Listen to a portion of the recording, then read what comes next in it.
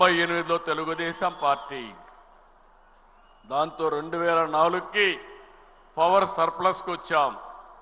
కొంతమంది అర్థం చేసుకోలేదు. ఆ రోజు కూడా అపోహలు సృష్టించారు. కానీ 2004లో అధికారం పోయింది. కానీ ఈ రాష్ట్రానికి శాశ్వతంగా పవర్ సమస్య పరిష్కారం చేసిన పార్టీ తెలుగుదేశం పార్టీ. 2004లో అధికారం వచ్చిన పార్టీ 10 ఏళ్లు రాష్ట్రాన్ని పూర్తిగా నిర్వీర్యం చేశారు. 2014కి 22 మిలియన్ యూనిట్లు కొరత, 3 నెలల్లో కొరత అధిగమించి మిగులు కరెంటు ఉత్పత్తి చేశాం. సోలార్ విండ్ పైన ప్రాధాన్యత పెట్టాను. దాంతో ఖర్చు కూడా తగ్గే పరిస్థితి వచ్చింది. ఒక స్థాయిలో నేను ఒక స్టేట్మెంట్ ఇచ్చాను, 2 రూపాయలకే సోలార్ వస్తుందని. అందరూ నన్ను ఎగతాళి చేశారు. ఈరోజు మీరు చూస్తే 2 రూపాయలకు కానీ 2.40 పైసలకు వచ్చే పరిస్థితి వస్తూ ఉంది. కానీ సోలార్ ప్యానెల్స్ దొరికితే ఇంకా చౌకగా వచ్చే అవకాశం వస్తుంది. అదే సమయంలో ఇది కరెంట్ అంతా కూడా డే టైమే వస్తుంది, ఎండుంటే వస్తుంది, ఎండ లేకపోతే వచ్చే పరిస్థితి లేదు. మనం ఆ రోజన్నీ సెట్ చేశాం.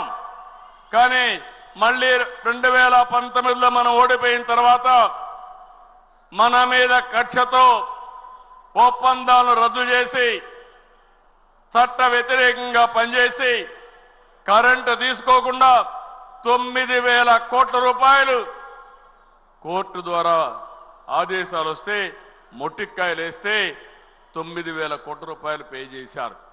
ఉచితంగా వచ్చే కరెంటు వాడకుండా చేసి 9,000 కోట్ల రూపాయల నష్టపరిహారం కట్టే పరిస్థితికి వచ్చారు.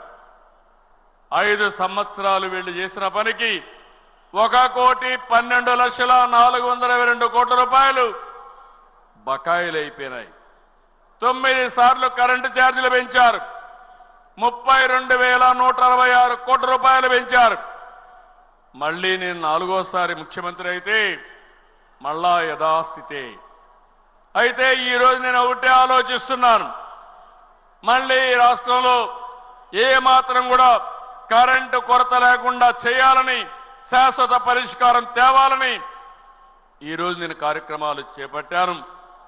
ఆంధ్రప్రదేశ్ని క్లీన్ ఎనర్జీ, గ్రీన్ ఎనర్జీ హబ్గా తయారు చేస్తున్నాం. సోలార్కు ప్రాధాన్యత ఇచ్చాను, విండ్కు ప్రాధాన్యత ఇచ్చాం, పంప్డ్ ఎనర్జీ కూడా ప్రాధాన్యత ఇచ్చాం. 160 గిగావాట్లు కరెంటు ఉత్పత్తి చేయాలని లక్ష్యంగా పెట్టుకున్నాం. 10 లక్షల కోట్ల రూపాయలు పెట్టుబడులు వస్తాయి. దీనివల్ల 7,50,000 మందికి ఉద్యోగాలు వస్తాయి. ఇప్పటికే ఈ రంగంలో మీరు చూస్తే